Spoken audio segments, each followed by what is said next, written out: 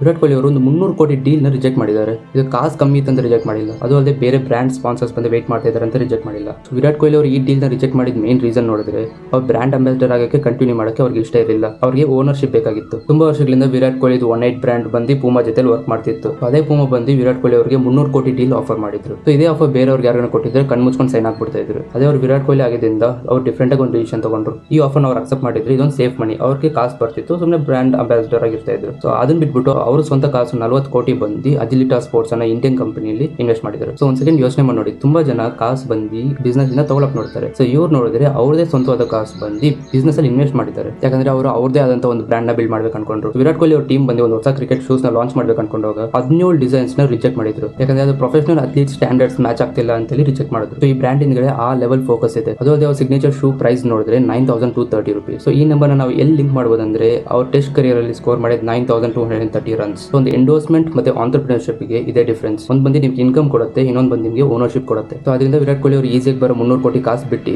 ಒಂದು brand build ಮಾಡ್ತಾರೆ. ತುಂಬಾ ವರ್ಷ ನಿಲ್ಲ ತರ ಒಂದು ಬ್ರಾಂಡ್. ಸೊ ನಿಮ್ಗೆ ಅನ್ಸುತ್ತೆ ಒಂದ್ ದಿವಸ ನಮ್ಮ ಇಂಡಿಯನ್ ಬ್ರಾಂಡ್ ಬಂದು ನೈಕಿ ಮತ್ತೆ ಅಡಿಡಾಸ್ ಪಕ್ಕದಲ್ಲಿ ಹೋಗಿ ನಿಲ್ಲ ಅನ್ಕೊಂತೀರಾ? ಕಮೆಂಟ್ಸ್ ಅಲ್ಲಿ ಕಮೆಂಟ್ ಮಾಡಿ.